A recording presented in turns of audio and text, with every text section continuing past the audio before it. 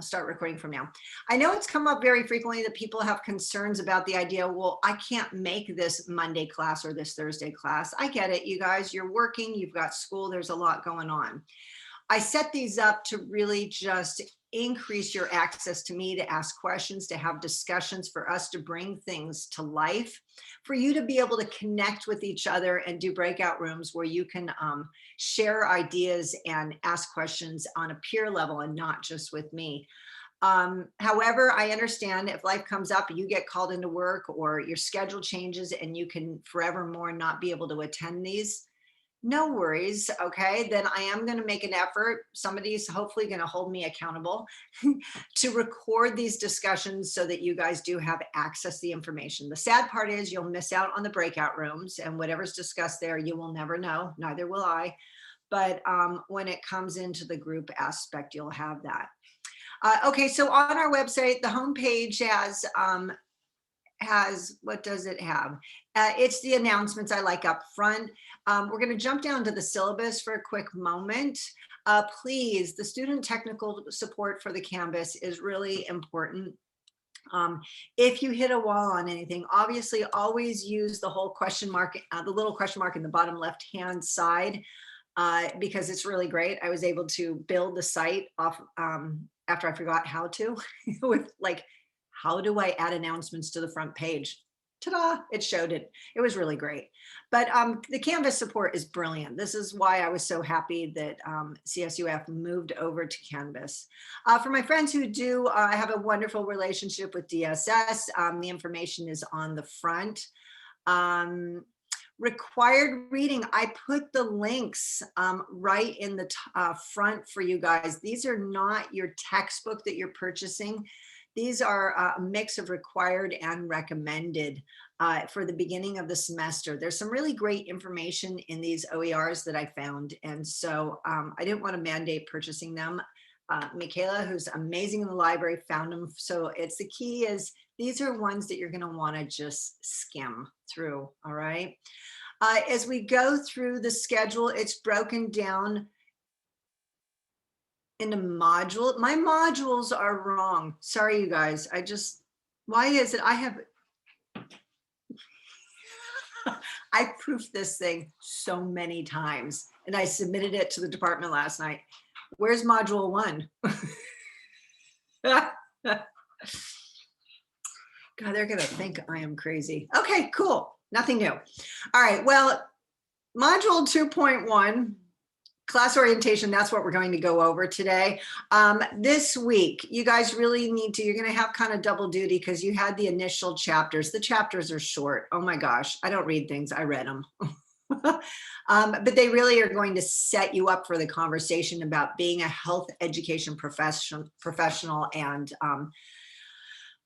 the theories, the health education theories. You've got to get that baseline going, folks, so that we can take off.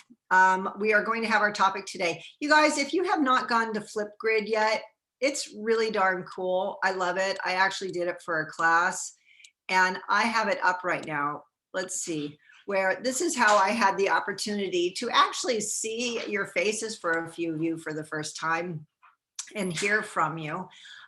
So yeah, I had really fun. I had Ms. Amber's and Candace and my videos to watch. You guys, please make sure you get those done. All right. Please also take into consideration, if you are not comfortable making a video of yourself introducing yourself, I encourage you to be creative, because you will find in community health education, stuff hits the fan constantly. And especially when you're about to go into a classroom or in the middle of a classroom, and you've got to learn to think outside of the box.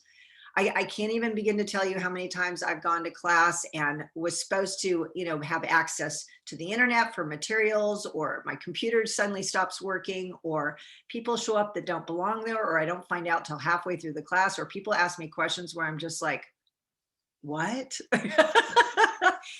It occurs constantly. Strange things happen in life. So we've got to always think outside the box. So if you're not into a video of yourself, okay, fine. Then maybe you're going to have a whiteboard and you're going to draw pictures and narrate it. about the story of you. Maybe you're going to pull stuffed animals out of the closet and have them talk about who you are. You know what? You're going to get there and you're going to figure it out. And the key is really, this is about communication. And I want you always to be super present to that, excuse me. Okay. So as we go through the semester, we're not initially totally following all of the conversations, but this one in particular, community empowerment, is amazing. And I'm just going to give you a heads up. These 2 chapters, don't read the whole darn things, okay? There are 130 pages, I think, of information, which I'm like a 5-minute per page reader. I'm so slow. That's why I like our textbook. It's easy. But skim it, please, because I did skim it, and there was just, I ran through, looked for the chapters that I really wanted to zone in on, and I felt 5 and 6 were really great to talk about empowerment, because part of being in health education professional, an educator, is to empower people, to give them access to information in a way that they understand it, and a way that they understand how to apply it. And give them the choice. It's not about saying, to someone that you have to be doing this, you should be doing that. It's about, it's like, I'm a dietitian, right? So it's like putting food on the platter and presenting it to someone and saying, here's a platter of amazing food, and this is the value of it.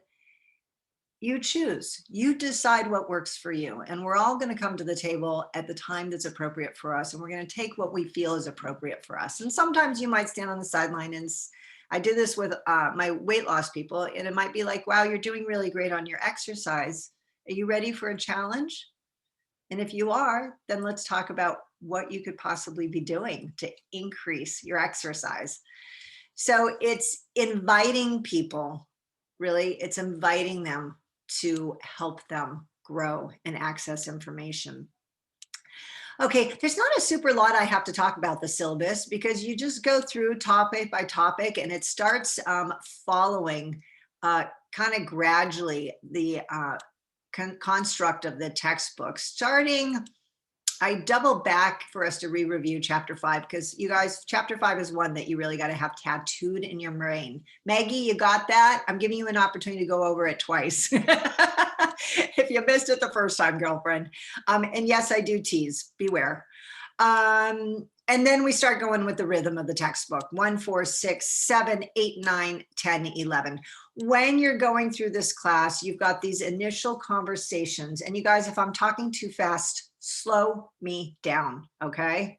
You've got the initial construct of these conversations about community empowerment, promoting multicultural society, promotion in, that is, because you will always have phenomenal diversity in your classrooms, no matter what. You could say, oh, I'm only serving this ethnic community. And it's like, no, no, no, no. There's subcultures within every single culture. There's so many different layers that you're going to find classrooms can splinter into these, and you've got to really work with them so that you bring them back to be one continuous group. The health disparities in the US and the root causes of health inequity. This is kind of one of my questions that we're going to address in that open conversation, is that, can that ever really end? Or is there ever going to be a pecking order in human beings? It's because, over time, I feel like our problems are just recycled over and over again. There's a lot of at stake there to create change. And some of that change, folks, is not just education and physical, but it's really mental. Not mental health as in like sickness, but mental as in how we process information and accept it, how we perceive it. When we get through this initial opening information, you guys are going to be working on a project, okay? And I broke it down. I could have given you guys a whole darn project and said, here, go through it. But I decided with the online environment to keep it gradual, where we just do a part each week. And it's going to coincide with the book. So for example, in your project, the first stage, the planning, this is where you're going to investigate, explore what community you would want to promote education to. And you guys, there is no perfect community, okay? What I do encourage is that if you have one that calls you to be, then you go with that community. But I will be providing to the modules additional resources, because we need to think outside the box about communities. There are so many different types of communities. You've got to think about it. I mean, your neighborhood is a community. Your classroom is a community. Where you work is a community. And then we have other trademarks, other aspects of us that bring us together as a community. You know, it could be that people who are parents are a community. Well, then it could break down into mamas who formula feed versus mamas who breastfeed. Those are different communities right there.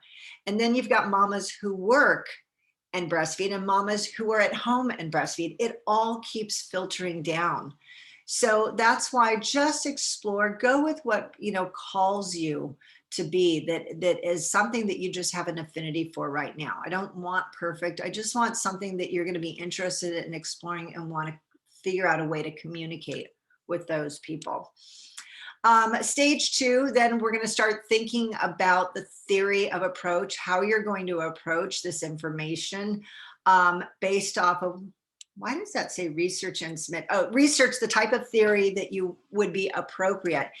And here's the part is that I'm going to be monitoring this information when you guys submit it, obviously to grade, but because sometimes we get stuck on an idea that we think is appropriate and we forget to kind of look at other perspectives. So I'm going to be giving you guys feedback. And the key is when I give you feedback, I'm going to tell you why. And then so that you understand, all right? My commitment is for you guys to learn and understand how to apply this. Once you've identified the type of, you've got your community, you've got the type of approach of how you're going to communicate with them to get across to them their education, then you guys are going to have the opportunity to create your own PSA. Woo! Old school, you're going to do it with your phones, but you're going to do what you feel is appropriate. You could do it on the computer. You might decide to do a recording that would be for a radio ad, whatever it is. But the reason I want you guys to build this is because when you get into a job, this is like a pre-portfolio of information. And when you get into a job, they are going to say, go research this, teach this, teach this to the class, observe this class being taught, whatever it is. And you're going to be able to really jump in and have a strong foundation of understanding what they want you to do versus standing there and going, what? I've been there. I know it very well. Okay. And then last, after you have implemented your PSA, we're going to evaluate each other's. And it's not like, do I like it or not like it? That's not what it's about. It's the bottom line is it effective? Does it communicate? Do we understand who, how, when, why, what, and where? PSAs are short, folks. They're only usually around anywhere from 20 seconds to 30. They can sometimes be a minute. I'm going to actually probably focus on 30. I'm thinking. I've yet to put that in there. Excuse me. Sorry. I have yet to put that in there, but what I'm thinking is we're gonna take a tour of everyone's and really have an opportunity to see our different ideas, our different communities that we're reaching out to, because that just increases our repertoire. Okay, after that, we're going to go into things like the social media logic model. So looking at how to communicate with people, building a media fact sheet. This is like a kind of a little bit of a condensed hardcore bio about your community and creating either an op-ed or a blog post, because we not only need to market to the people, we've got to market to the higher Bs, whether it be people who are investing in programs, grants, the community at large that is not above and beyond who we're targeting, It's rallying support by news agencies to do human interest stories. Hopefully they'll start doing that again with the politics getting behind us. But we've got to be prepared to educate others on what it is that we need them to understand and rally that support in reaching out to communities. We're also going to do something simple as crafting, because everyone has pretty much got a smartphone these days, crafting succinct and appropriate text messages. These could be things like reminders that you have a class coming up. Now saying, hey, your class is starting Monday. Yay. But we've got to really think outside of the box as to how we can communicate information without being condescending, but still being succinct. And same goes with the email. Other skills that would be really vital. And you guys, some of this, you might be like, oh my God, I already have that down. I'm so good at that. Okay, cool. Planning effective meeting. If you've already got that down, then you are going to be ready to coach the other students. Fantastic. But that's an important skill that we all need to have. And I will tell you that when before I became a dietitian, I was in the financial industry. And it was interesting because I had to develop all those skills in the financial industry. And then when I was in my internship for dietetics, they would literally turn to us and say, okay, you've got to go plan a meeting. And my cohorts were all like, what? Thank God for the financial industry, because I had those skills. So I want you guys to come out of here and be really prepared. All right. And then, of course, documenting. Now, the interesting thing is your effective meeting is going to be with other classmates, because you've got your project that you did.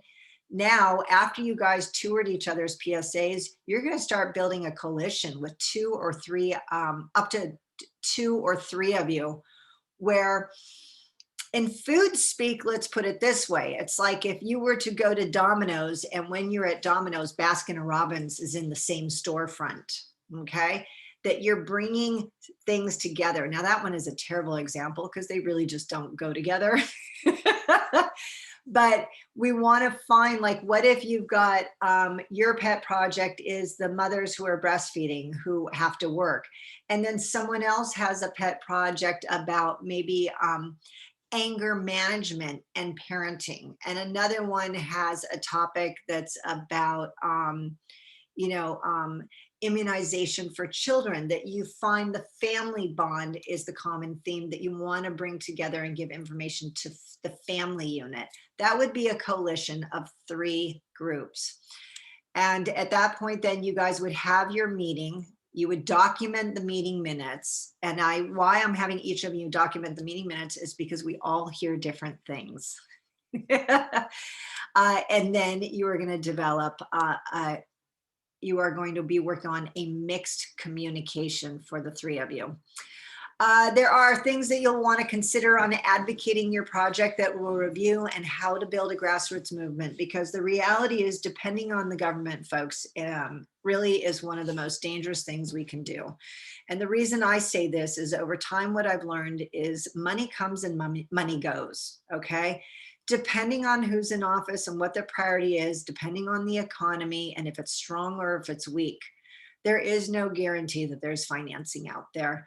But, you got to really, if you want to make change, let's not focus on the government telling people what to do, because I find that tends to be a little ineffective. We're Americans, we tend to be like, what? And to really build the momentum from the bottom and elevate it so that our politicians have nowhere to go but accept it. And that means then that we've got to think about how to influence policy and create a difference. And I'm not talking about, lobbyists who are going to go take people to islands and wine and dine them. This is really just about figuring out how to educate our politicians, because they don't know, and it's interesting. A great example for me as a dietitian is that we tend to be overlooked in the medical community. And it wasn't until a few years ago, I believe it was a congressman had a life event with a daughter, and the dietitian was the one who really kind of saved the day. And he has been an advocate of dietitians ever since. Now, I don't want a negative event to be the foundation, but they are people. Your politicians are people, just like your corporate uh, uh, officers. They're people, and they only know what they know until we get the information to them. So we've got to think big net when we talk about education, is not just the community, but the big community, like the financial community, the political community, also letting them know. All right, you guys do have the opportunity for extra credit. I'm a really big fan of that. All extra credit is always going to be a learning process. And so if you like to pad things, I think that's absolutely brilliant. I do not have your final design yet, honestly, and I don't know if I'm going to have a set date, courtesy of the university, or if it's open-ended, but it will be the week of finals, which is the week of the 16th. Okay, the point system. Oh my gosh, I didn't calculate your points yet. Hey. Yeah, this has been an intense month, I will tell you. Developing new curriculum is like, ooh, I haven't done that in a long time. Okay, well, I broke it down as to the type of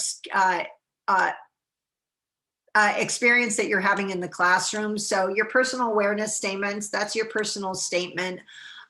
Your mission statement, your health education experience. Something I want you to consider, folks. Health education is not always, oh yeah, I volunteered or I worked in health somehow. Health education could be, yeah, when I was a kid, I was in school and they came and did a presentation for us about how to wash our hands after going to the toilet.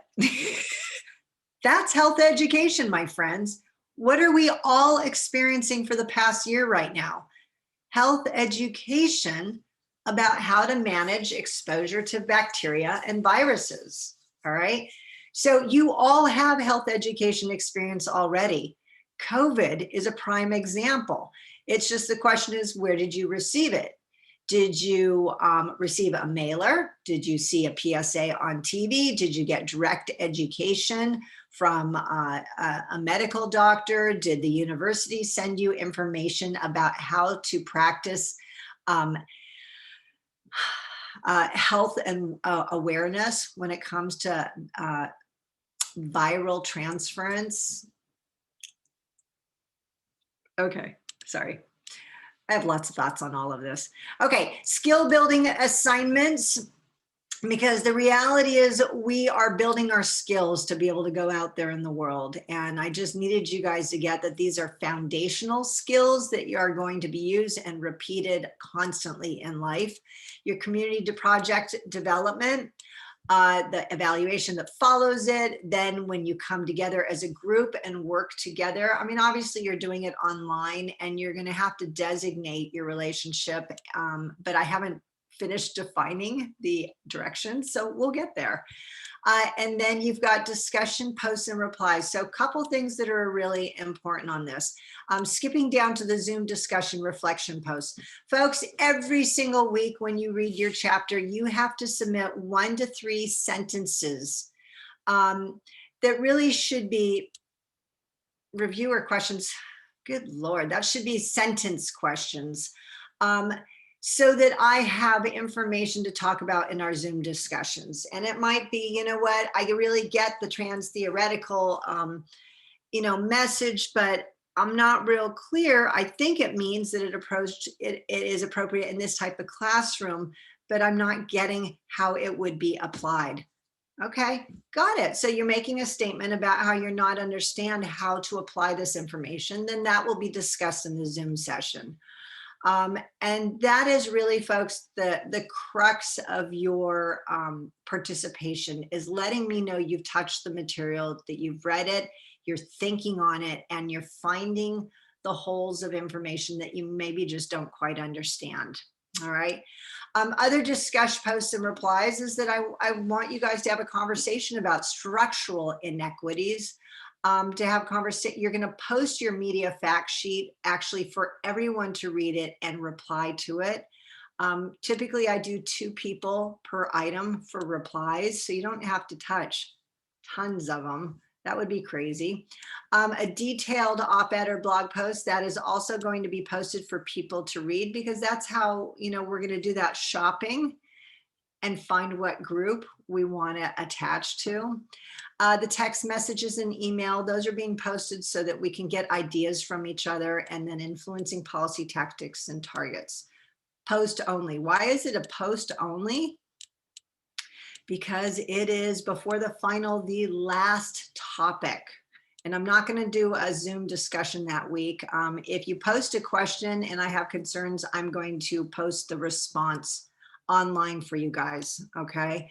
But the final week, our discussion is really going to be about closing the semester and what the final looks like. Yes, I tell you in advance what the final is and prep for it, because I really want critical thinking. I can't stand rote memorization. So there's no multiple choice. It's really going to be about how you process the information. That's what I'm going to look for in the final. All right, extra credit. I like my extra credit. I thought on these a long time. One is you're going to find a community health education program or an organization that tackles this, and you're going to analyze it. You're going to deconstruct it and look at it and see what is attracted to it or where you think it could be improved. You're going to find a really awesome PSA. You'll have to clear this with me, of course, but you're going to find an awesome PSA that is real and exists, and you're going to analyze it as, according to a series of questions, the positive aspects, who it's going to reach, what value it offers, what difference it will make in health in the long run. Health education video. You have the opportunity, if you really love making that Flipgrid video of yourself, it's only like 30 seconds if you want. You may decide to create a health education video of your own that's longer and post that. And then, of course, I always appreciate the post-semester survey. You guys have the opportunity, 1, 2, 3, 4, good, to communicate back with me about your experience. And I acknowledge that with giving you points. Okay, any questions about that syllabus? I know that, the key with syllabus is they're always, I don't know, I think they're always vomit worthy when you first look at them. And then as you work your way through it, it starts to kind of fall into place. It's like a chain link fence, and all of these are connected together. And it's just, the key is, folks, is your success is based off of not jumping any chain links, because you will break it. You've got to be continuous with it for it to happen. Y'all okay out there? Are you breathing? Are you alive? Are you still with me? Yeah. All right.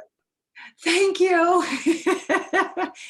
You guys, excellent, Janesh. Thank you for the thumbs up. Yeah, you guys, the online environment is a weird one, and it's Aylin, thank you also. I got your thumb up, girlfriend. The biggest thing I've learned, and my online environment is not just college students, but at Kaiser, I get people all the way into their late 80s, and that's a real trip. But I will tell you, I've learned that it really is good form for me to keep checking in, make sure you guys are there, because I need the feedback. Otherwise, you're all asleep. And I've watched students sleep through my class. It's kind of funny. But I also need to know that I know you're there. I need you to know that I know you're there, okay, by acknowledging you. Okay, the way I have the website set up is that it is, look, I'm not done building it. This is painful. It's broken down according to modules. That's why I'm having a coronary when I saw that the modules are wrong on your website. I got to go clean that up. Sorry, I'm going to take a quick peek at your hard syllabus, because now I'm kind of freaking out that I gave the director the wrong. Okay, this is your, by the way, at the top of your syllabus page in that giant bold font, if you would have clicked on that, that would have brought up your whole, oh yeah, it's correct on that page. Fabulous, they think I'm okay. Good, you guys, it's all about presentation and image to the right people. All right, for the first module, you'll notice with each module, I'm always going to start by doing an overview and objectives. Weeks 5 through 8, that's just really, oh, because we're in the project. Okay, so I'm going to give you the overview. What is the whole function of this section? And then the objectives. What are the things that you are targeting to accomplish? And I do this just to aid you in understanding where you're going and what you're doing and why. So, but that is wrong. Why is that in the wrong place? I love these fantastic moments. Under that, it will break down into the different topics. And with those, there will be a goal and objective. And then following the goal and objective, like today I posted, these are the discussions that we're having today. And then when I go to the next page, and then it starts with, you'll notice I've got the assignment and what you need to accomplish. With it, oftentimes I will provide additional resources to aid you. So that personal mission statement, you guys, if you have not been building mission statements yet, it's really important to know these and have them down, because when you're in an interview, you want to go in really strong. You want to be amazing so that people are wowed by you and they can't stop thinking about you when you leave, because you want that volunteer gig, you want that job. And having a personal mission statement, that's your that's your power. That is everything that you draw from, that you speak from. So I can tell you that for me in life, my personal mission statement is, you ready? I am unstoppable. That's it. 3 words. That's all. You don't want it to be a paragraph. It's got to be something tight and succinct. And that means that whenever it hits the fan and life goes sideways, as a mantra, I've got to repeat this. I am unstoppable. And that means I keep going. Pick yourself up, girlfriend, and keep going. Now, the same goes with teaching. My personal mission statement for teaching is that I am compassionate and patient, and I am here to empower my students. I am the conduit, the transfer of knowledge to you guys. And that is where I speak from in classrooms. That's my consistency. That is who I am. And the key is, for all my faults and all my strengths, my goal is for you to get who I am so that you have that understanding and predictability in class. You need this when you're in a job, for them to get who you are, what you're about. And the more you speak it and the more consistent you are, the more opportunity there is for you to grow and people to add to it. Now, mind you, these mission statements might be temporary. They're going to evolve as you evolve, or they might speak to you so powerfully that they really are who you are for life. I am unstoppable. That has been me since I was a little kid. My mother called it tenacity. I don't give up. So I really encourage you that when you put it out there, I'm going to give you feedback when you submit yours. And if it's just not singing to me, I'm going to push it back to you. And I'm going to say, you know what, you got to work on this again, because this is part of the class, is you identifying your power. And you're going to need that when you go into a classroom, to know who you are for those people. Identifying your power is when you go into a room with a patient and present yourself to them as the authority and information and knowledge for them. All right. It is what carries you through when you go to people and meet them at a cocktail party and ask them for $1 million for a program. You've got to have that oomph. And I'm going to make sure you don't walk out of this class unless you've got that oomph. Okay. Super important. Everything, by the way, you guys, everything that I constructed for this class is built off of what the real world looks like. I love theories, but I want practicality. I want things that are going to work for you so that you can make it happen. Okay, any questions, folks, about the modules? You're going to have the opportunity to surf through those and explore them. And like I said, just be gracious with me, please, on time. I am building this stuff as fast as I can. I put a lot of thought into it, and then I end up changing things as I do. So it's going to take me a little while, but it's okay. I'll make sure whatever you're on, you've got. Oh, and by the way, a few of my friends are in the other class, 301. So hi again, you guys. I like the double dipping. Okay, so you've got your assignments in the modules. They will also be in the assignments folder if you're looking for a quick hit and you don't want to go through the modules. Your discussions tab, some of you might have noticed that that's where I was building all of our class times and running through trying to figure out what we're going to do. When you go into discussions, that's where I'll have a page posted. So for example, I'm heartbroken. Nobody has responded yet. When you read chapter 5, this is where you're going to go in and post your questions. So you'll be able to see everyone else's questions, and I'll be able to monitor and keep an eye on them. And then I'm going to choose the most prevalent and powerful ones that need to be addressed in our discussions. So this page will keep building. It'll get bigger and bigger and bigger, but I'll be sure to pin the most current ones. So let's pin this one up at the top so that, and I'll put it at the very top because that's really what's powerful, you guys, and we don't need that anymore. So boom, yeah. Okay, what does it look like for you guys? Sorry, I'm in teacher view.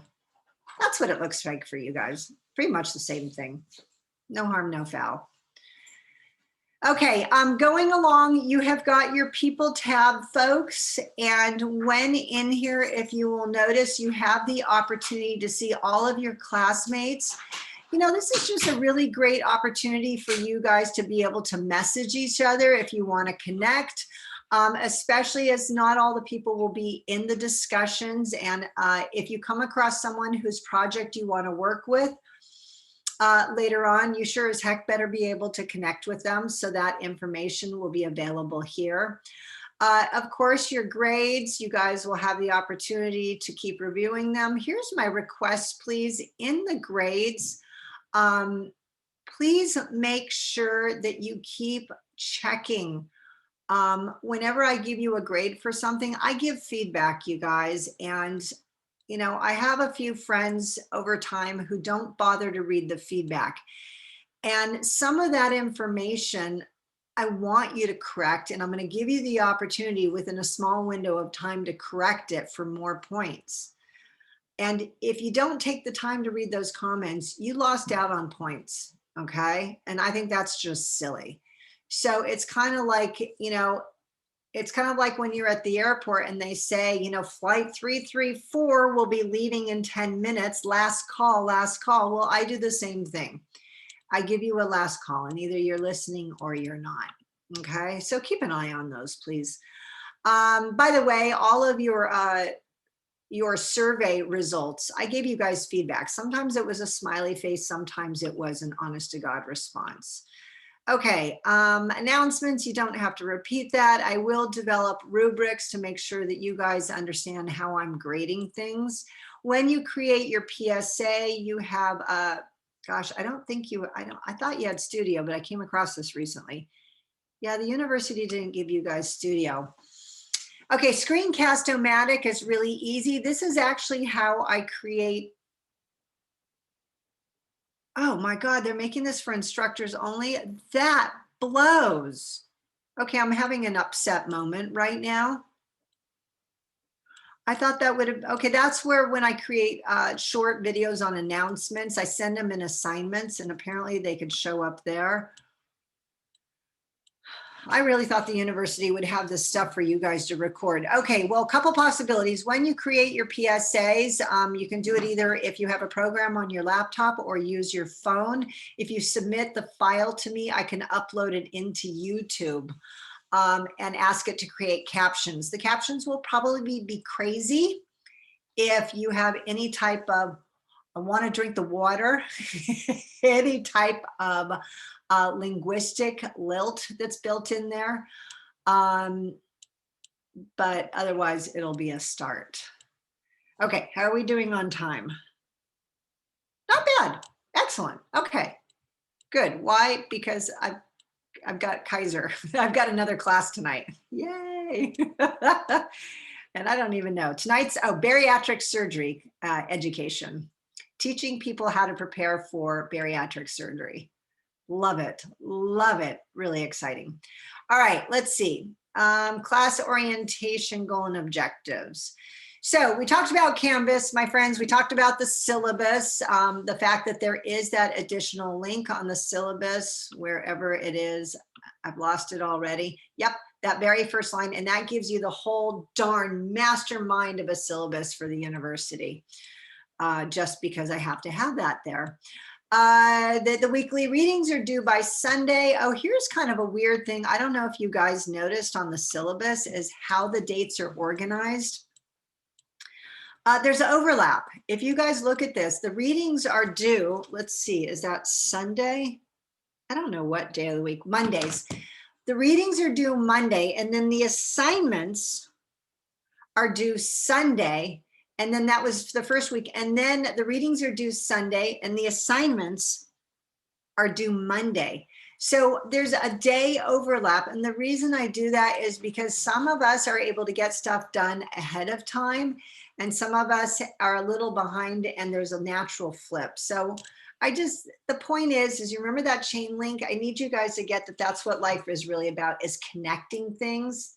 There is no absolutely perfect when this ends, this begins. Life is a little more fluid than that. And I acknowledge that. Okay, so the weekly assignments, you guys have those. You've got the little ones right now, the Flipgrid video, the personal mission statement, the health experience. And health experience, remember, is either giving or receiving. Your due dates are Sundays, Mondays. Communication with me. Folks, text me. You guys got that? What did I say? How do you get a hold of me? What? Text you. Thank you. I'm dead serious. Can anyone attest to texting to me? Any experience out there? What's it like texting me? All the time, this semester and last semester. Heck yeah. Thank you, Amber. You guys, that's why I'm here. I'm a texter. Yes, I am. And my attitude is I'd rather you text me and get an answer right away than email me and I find it 3 months later. All right. No, because I want to keep you moving. You're working, you've got school, you've got life. I get it. Me too. So let's just get things addressed right away so that you can stay on plan. If I don't answer right away, it means I'm in a class. And sometimes I cheat and I'll be like, okay, you guys, you're going to exercise now. And I'll text. But I'll figure out how to set up my phone so it tells you, sets your expectations that you know I'm in a class at that moment. But definitely, you know, if you text me and you're working on something at 1 in the morning, text me. You're not going to wake me up. I wish you were, because then I could say I'm sleeping. That's my weakness.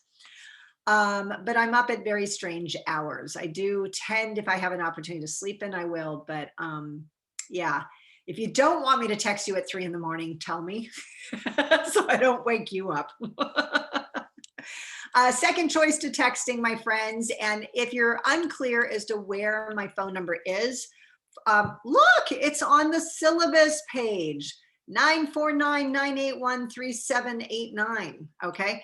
The second choice is messaging me in Canvas using that left margin, right? Homepage reminds you of all the stuff that we're going to use. And the important part is that on the left, you've got your dashboard to change classes. You've got your calendar. I have to start populating. So I understand that's coming. I'm not done. And the inboxes, they're all private. So when you guys message me, every time I'm in Canvas, I see that. Like I know someone's message is probably like, hey, I can't get into class. Oops, we're in class right now. Okay. So going back, how are you going to communicate with me? Text. You guys, I don't know why some people just don't get the message and they email me and then they don't understand why I don't respond a month later. Because it's very like personal. Texting is so personal. So they're like, a lot of professors don't prefer texting. So that's why it's like different. Well, I think you guys, for those of you who've had me before, you know, I'm not like other people. Self-amused. Rule number 1 about me, very self-amused. Okay, so I want to start opening up these questions, folks. I really want you to start thinking on this, and whether you use the chat box or you verbalize, I really want you to tell me who is a community educator. I'm not saying what makes a community educator. Who is a community educator? Who is the person that goes out and educates the community? Who are they? You know, I work in a dental office and I educate the community on dental health, oral hygiene. Excellent, Maggie. So a community health educator is a person who interacts with people in a health forum. Okay, that's your dental office, right? All right, got it. Who else is a community health educator? Think outside of the box, my friends. You really, this is why I'm doing this with you, is I need you guys to get how big a community is and how powerful and how comprehensive education can be. Who is a community health educator? I would say like people who make YouTube videos, like nutrition videos or workout videos, maybe, Okay, they or can. like blogs. Yeah, absolutely. So people who utilize social media, okay, and the internet, good. Amber, what were you thinking? I said our parents. Okay, so that is a form of a community, right? The nuclear family. You know, think about it, you guys. If you sit, I love this, Amber, thank you. You sit down at Thanksgiving, pre-COVID, please, and you're at a table with a whole bunch of people in your family and friends and everyone. And let's say you start sharing knowledge with them that makes a difference in their health well-being. That is your community at that point in time. And you are the educator for that environment. So the takeaway point, my friends, is anyone has the potential to be a community health educator. All right. The difference here is going to be is that we are acquiring skills to educate in a more formal environment, a more formal construct. But I want you to get the power is already in you. Okay. We're just going to elevate your skills and figure out how to broaden that net. And then you're going to decide if you want to do this as a part of another career, like Maggie's talking about, as a PA or a nurse, or if you want to talk about this as being in the classroom with children or adults, or you want to do this online, communicating, educating people online with written blogs, whatever that looks like. You know, the opportunity is endless. All right, so are we clear? We talked about it earlier. What is a community? Remind me again, what are all the possible communities? Oh my God, not the word all. We would be here for the rest of our lives. What are your communities? All right. Start there. You're not all living in genie bottles. I know this for a fact. What are your communities? I'm part of like the moms. I network with a bunch of single moms that go to school and single moms at work. Excellent. Okay, Yes. so sorry, hold on one second. So Maggie's got a community at work, right? So a lot of us who are working, we have that community. And then Maggie's got the mom, single mom community. Maggie, I could have been a part of that. 18 years of torture, single mom. Fun. Like 18 units seems like nothing. I mean, really, raising boys. Oh no, yeah, not my arena. I just have the girl who is the beast. Okay, all right, what else? Fatima, were you gonna say something, please? Yeah, there's a work community as well. Like when you go to work, certain type of people, you interact with them differently than other communities. Excellent, absolutely. All right, so we have work communities, and work communities even can break down, can't they? You know, if like when I was at Fidelity Investments, Fidelity broke down into so many different businesses. It was crazy. I mean, it was crazy. Okay. It was 35,000 people. And so the communities, there was that giant community, great Christmas parties, by the way. But then there were those small communities, and some of those communities were our business. Some of it was our department. Some of it was our floor. So communities really are where people come together. So communities could be at the mosque, at the temple, at a church. Community could be communing with nature. Oh my gosh, can you imagine a community of squirrels and birds and deers? That would be so cool. I'm really thinking kind of like a little Disney action right now. Snow White, Cinderella. That's a community, folks. It's where we come together, knit together as one. So one of the things, and gosh, you know what, I should have probably made this an assignment, but I want you to really start thinking about looking at all the possible communities out there, because you are so highly connected in life. I don't think people realize how connected we are, which means your tendrils, your net, your web is really darn huge. And that becomes a lot of your resources and your playground to practice. All right. Community health education. What do we educate? What do you think? What are the types of things that we educate people on in community health education? Aylin, what do you think? Nutrition. I'm sorry, could you repeat the question? Yeah. What do we educate in community health education? What are some ideas of things that we can educate? We could talk about like stress management, nutrition. Nice. Yes. Okay, good. Stress management, by the way, you guys, everything I've ever done in terms of human health, I have concluded that we are made out of our nutrition, pivotal, but we are most destroyed by stress.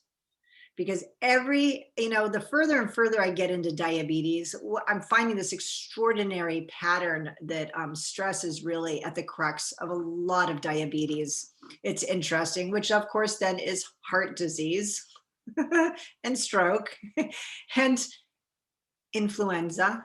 Because when we stress, it actually revises our hormone system. It really causes it to crash and the body shifts. So Aylin, thank you so much. I'm glad you brought that up. Aylin, by the way, I have a question. Were you in my class like a year or two ago? I was in your Nutrition 350 class. Oh my God, that's you. Okay. I remember the day you came into class. Okay. Okay. I'm so excited, you guys. You have to understand, when I interact with you guys and then I never see you again, I know all of you and I think about you and I'm always wondering what becomes of you guys. And I have a few people who sometimes, Carissa, reach out to me and let me know you're alive. And I'm like, I'm so happy. No matter what it is, you got to remember, I'm always here as a resource for you. Okay. Right? Yes. Always, you guys. So, Aylin, you've grown up though. You sound so much older. Okay, it's a compliment, always. All right. So good. So stress management is a huge one. You guys, what else are other things we can educate? Think outside of the box. What else influences human health? We've got stress management. What else? Mental health. Dental health, absolutely. No, I said like mentally, like your mental. Okay. Yeah. Mental health, it was very interesting. I was looking at stats and for our optimal health class, and I was looking at the stats, and it was interesting because they said that in actuality, the vast majority of suicides are not mental health issues.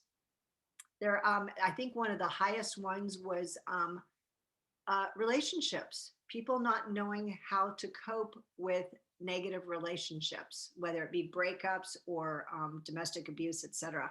I thought that was just mind altering. There's a lot out there that we just don't realize. Okay, so what else? What else do we educate? What other topics? Why do I? Oh, Did you guys ever think about food safety?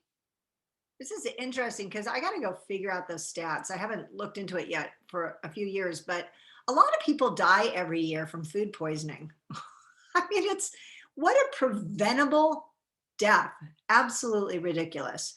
So it's anything and everything that has to do with quality of life, health, well-being, the preservation of human life, folks.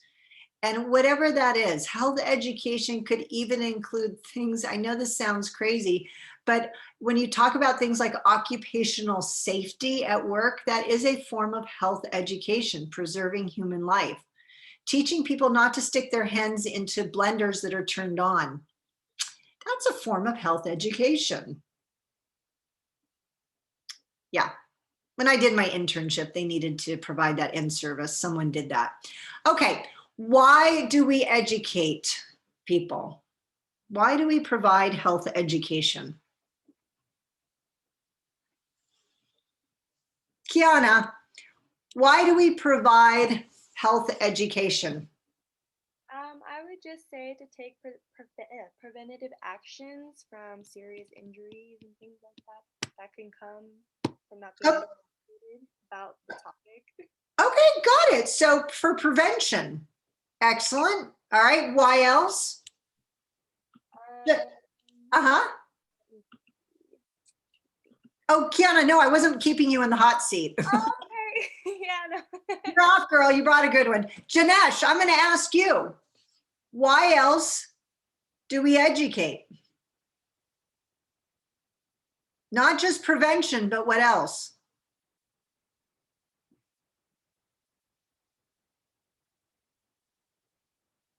Are you still there? Janesh?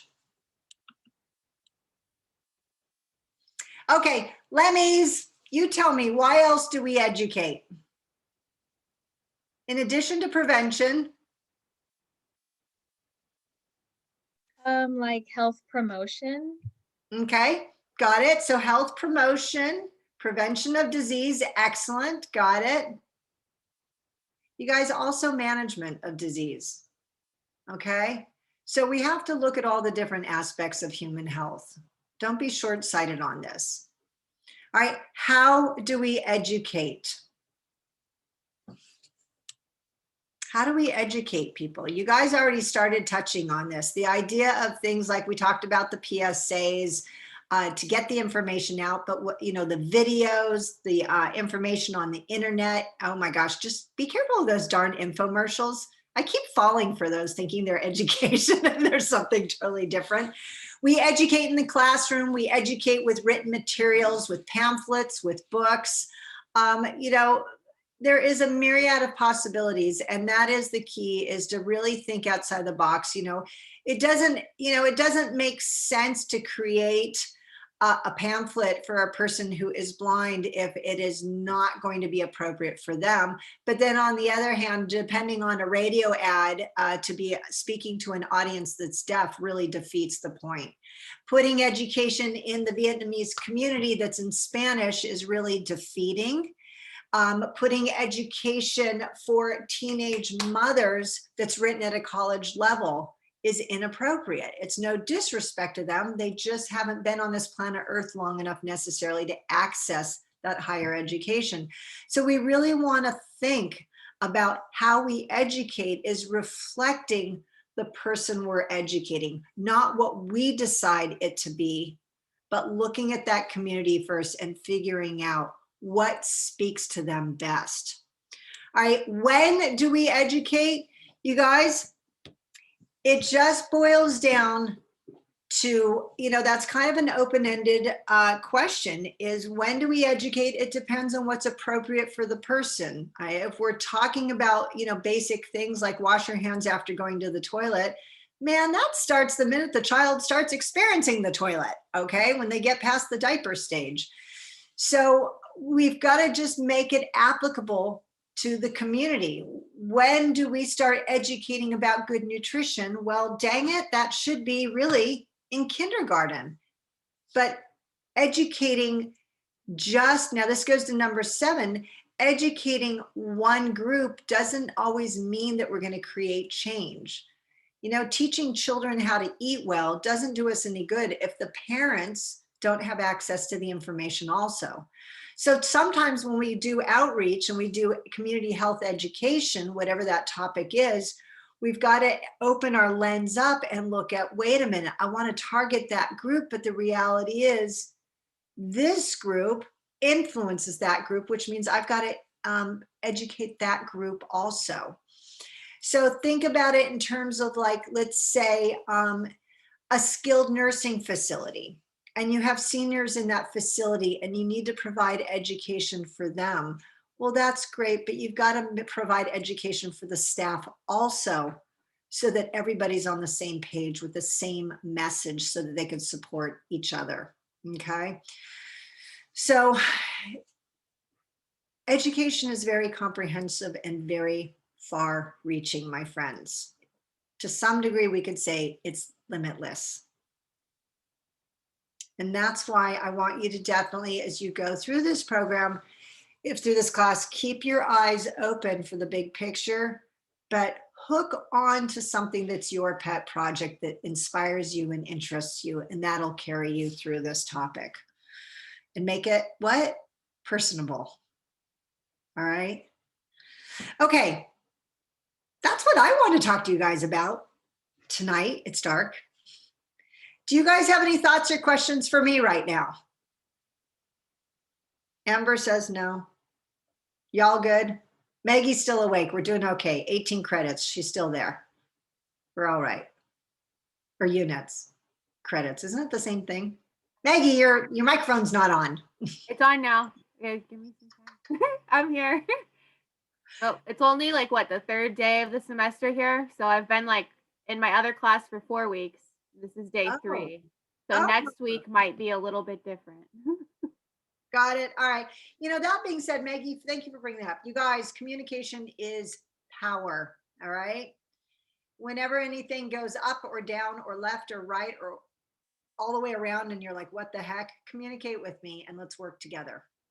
Never go it alone on anything, because power comes in numbers and support is the most powerful thing we can do. All right. And I'm here to support you. Just like you're here to support me, that if I'm like Maggie and I forget to turn my microphone on, you're going to be, Julie, turn the microphone on. And I'll be there with you. Okay, that's it, my friends. I'm turning the recording off unless you have any questions, and I'm going to get ready for my next class. Y'all good? You're amazing. You're awesome. And I'm going to see you next week. Don't forget, Wednesdays are, this is it. This was the only Wednesday. We're Mondays or Thursdays. Okay, sounds good. Thank you, Professor. Julie. Oh, I forgot to tell you. For those of you who don't know me, Julie, the talking head. All right, you're very welcome. It's absolutely fantastic. And Aylin, I want to hear at some point from you as to what you've been up to since I had you in class. That was a while ago. Yeah, I'd love to. Thank you. Yay! Okay, do you have time now? I have class right after this. Okay, fine. Go be free. Go do what you guys got to do. And I'll talk to y'all later. And it's awesome to see you guys. For my friends who are willing to put your camera on, thank you. It brings me great joy and happiness to see your faces. For those of you who are multitasking and have the camera off, or for my friends who don't like the camera, I know you're there and it's okay. Sort of. Okay. I'm going to go before you guys really are just like, oh my God, did she ever shut up? Bye. Before you go, there's I put something in the chat that's not really important. It was just kind of like a story, but also someone was asking what time the Zooms are going to be. Oh, okay. Really good question. Oh, nice. I like that, joining Discord. Okay. I already saw it. The Wisconsin Public Health Department urging people not to eat raw ground beef. Why would people be eating raw ground beef? I mean, steak tartare, okay, is a tradition. My dog has the zoomies right now. The white Siberian Husky, I just want you to know, on the other side of the laptop is running back and forth like crazy dog. During the holiday season, which I think is a tradition in some parts of the Midwest, I had no idea about that. I thought this was an intriguing effort of community health education having to do with food safety. Carissa, excellent example. Wow. Thank you. I was so surprised when I saw that. And it's really funny too. There was so many people in the comments saying like, how dare you say that my family and I are in the wrong? This has been a tradition for generations. And like, they were getting angry about it, which kind of makes sense if they are like having an emotional attachment to it, but it was really interesting. You know, yeah, absolutely. And you guys all, for my friends who are signing off, if you do not have time for this conversation, don't. But Carissa brings up some interesting things. And this has to do with cultural sensitivity, folks. You know, as a dietitian, we have to plug into this, that when we provide community health education, we need to know who we're talking to. We need to know what's important to them. And so I totally appreciate them wanting to say, hey, folks, no raw meat. But really, that's really unfair, as you pointed out, when it's a tradition, it's a part of a person's culture. So part of that, what do you think, Carissa, would make the difference in communicating with people? Probably instead, maybe like suggesting a new like an alternative with that, or just explaining the consequences of what could happen with that, and even maybe finding ways to do it safely or like work around it, like how you said there was like steak tartare, like something like that is still better because it's not the meat being ground. I imagine I've never heard of that before, but So steak like the tartare. ground beef is especially bad, so maybe finding something that's a little bit better. Okay, excellent. So steak tartare is ground meat, but you want to go with a higher quality meat that's custom ground. And you know, it's really getting back to the why, folks, is that why is that raw meat not a good idea? And what it really is this is you've got to educate people so that they understand is that when you carve the carcass and you puncture the potential of puncturing the intestinal tract, E. coli can spray. And it can spread out into the other cuts of meat. And then when they take that meat and they grind it up, you transfer E. coli to so much surface area. And E. coli causes the shutdown of your internal organs. It kills you from the inside out. So that education is, we don't want to make the education an attack on a person's traditions. We don't want it to be like, you know, because it's condescending, you know, their response. And I would have the same response as we've done this for generations. Why is it a problem now? Well, because of how we carve our cows these days, is we've got to give people the respect and decency to understand why we're sharing this information and then allow them to make that choice. If the person still chooses to eat the raw beef, I don't advocate it, but I just make sure that they understand what my concerns are and they make that decision. And that being said, you know, part of that communication is really powerful. You know, I always think back to an example that really broke my heart. I had learned when I was in grad school. It was talking about, my professor was talking about the challenges they were having in Haiti when they had the huge hurricane years ago, that they were disseminating formula to mothers. And you know, I mean, Haiti is so darn poor that the mothers, you know, because there was all this shortage of food and clean water, what the mothers would do is dilute the formula for the infants so that they would be guaranteed to have plenty of formula for their babies. Well, nutrition for an infant is very succinct. I mean, down to the calorie. You've got a very specific load you have to have or they will fail to thrive, and fail to thrive means the baby will die.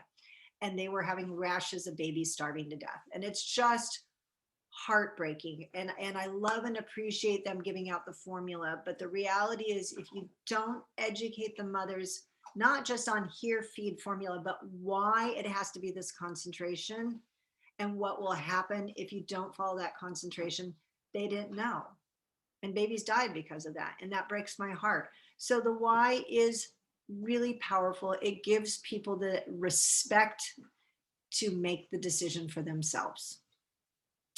And that I'm really big on. I'm actually crazy on. So Carissa, that was an absolutely brilliant example of a breakdown. That actually is a really great idea for an assignment. Dang it. All right, very cool. And then yeah, you guys, okay, Carissa, not to embarrass you or anything, but you guys, that is anything that you come across, please do share, because it's just, they become even more powerful teaching moments of how we can really bring this stuff to life. And that just rocks my world too. Really cool. Okay, was there anything else in here that I was supposed to do? Maggie, you're wicked cool that you created this whole opportunity for discussion. Girlfriend, I love it. Talking about making a community happen. Kudos to you. Okay, how am I doing? I got 9 minutes until I go live. Anything else, my friends? No, bye. Okay, thank you. You guys are awesome. Until next week, if you can come. All right. If not, don't forget, we could do one-on-one Zooms. Just saying. We can chat. We can have coffee or coconut soup. See you